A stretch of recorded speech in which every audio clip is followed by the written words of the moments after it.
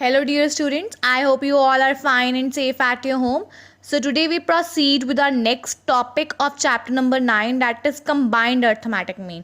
So this is the formula of combined arithmetic mean x12 x bar 1 2, that is your combined arithmetic mean of part 1 and 2 of a series.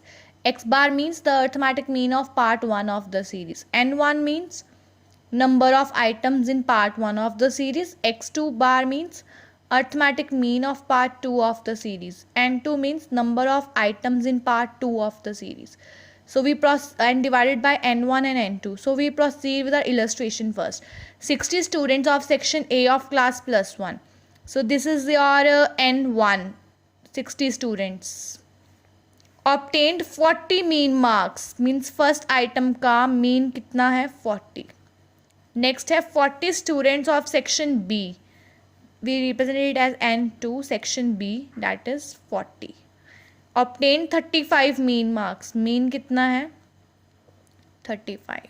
Find out the mean in the statistics for class plus 1 as a whole. उन्होंने as a whole कहा है. So you have to find combined arithmetic mean.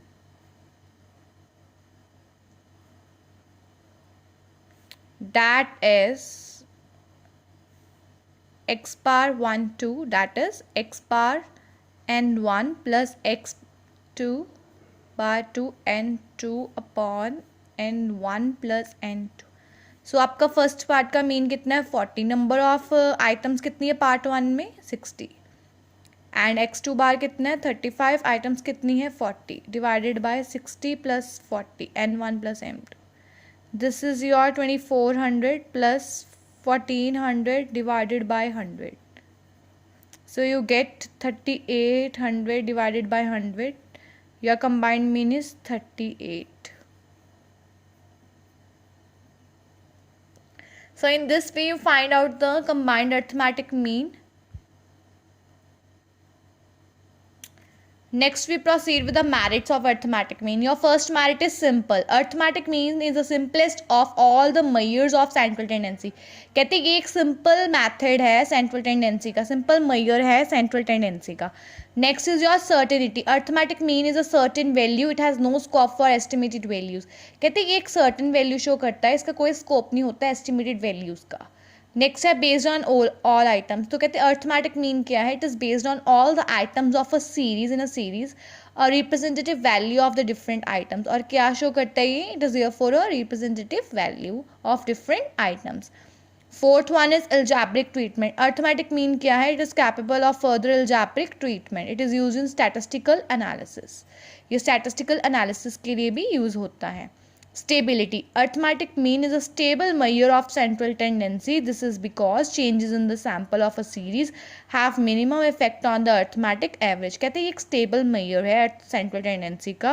ये इसलिए है अगर sample में series के sample में कोई change आ रहा है उसका बहुत minimum effect पड़ता है arithmetic average पर.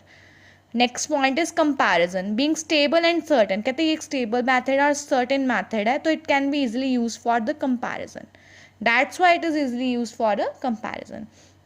And seventh one is accuracy test. Arithmetic mean can be tested for its accuracy as a representative value of the series. कहते हैं ये हम क्या कर सकते हैं, टेस्ट कर सकते हैं एक्यूरेसी के लिए, क्योंकि अर्थमेटिक मीन क्या है, एक रिप्रेजेंटेटिव वैल्यू को शो करता है सीरीज की. So these are the merits of arithmetic mean. I repeat the points. Number 1 is simple, second one is certainty, third one is based on all items, fourth one is algebraic treatment, fifth one is stability, sixth one is comparison, seventh one is accuracy test.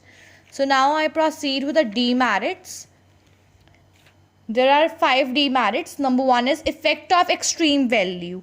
The main defect of arithmetic mean is that it gets distorted by the extreme values of the series. कहते हैं main defect ये है कि कई बार क्या होता है, it get distorted with the extreme values of the series. और कहते हैं कई बार accurate measurement नहीं show करती.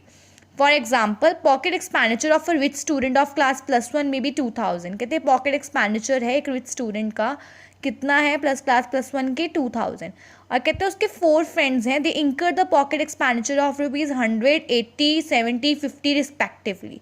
तो कहते हैं जब हम उसकी एवरेज पॉकेट एक्सपेंडिचर निकालेंगे 5 स्टूडेंट्स का आपको पता है मीन हम कैसे निकालते हैं, sum of all items divided by number of items.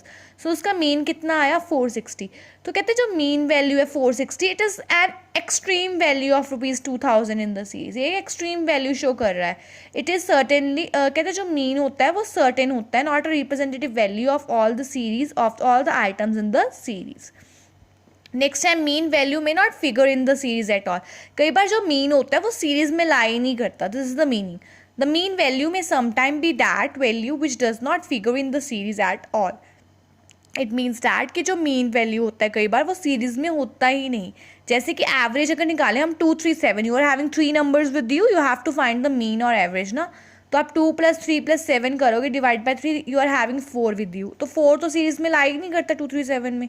So that's why it further erodes its representative character, and this is the limitation that the mean value may not figure in the series at all. Third point is laughable conclusion. Arithmetic mean sometimes offers the laughable conclusion. कहते क्या आते कई बार conclusion सही नहीं आते, it will be funny sometime. If there are 50 students in class +1 and 51 students in class +2, तो उनकी average क्या आएगी 50 + 51 divided by 2, that is 50.5। So imagine the student will if मतलब कि बच्चा जो है वो 50.5 हो सकता है, no. So it is very funny to imagine that the half of the student, that a student can't be in half, है ना। सो नेक्स्ट पॉइंट है आपका unsuitability. Arithmetic mean is not a suitable measure in case of percentage और proportionate values में। जो arithmetic mean है वो कहते हैं एक सुटेबल मेजर नहीं है परसेंटेज वैल्यूज़ को कैलकुलेट करने के लिए। Fifth one is misleading conclusions. कहते हैं अर्थमेटिक मीन कई बार हमें मिसलीडिंग कंक्लूजन्स भी ऑफर करता है, सही कंक्लूजन्स नहीं होती, इट कैन बी फॉल्स और misleading. So what are the demerits, I repeat the points. First one है effect of extreme value, second one है mean value may not figure in the series at all, third one है laughable conclusion, fourth है unsuitability, fifth है misleading conclusions.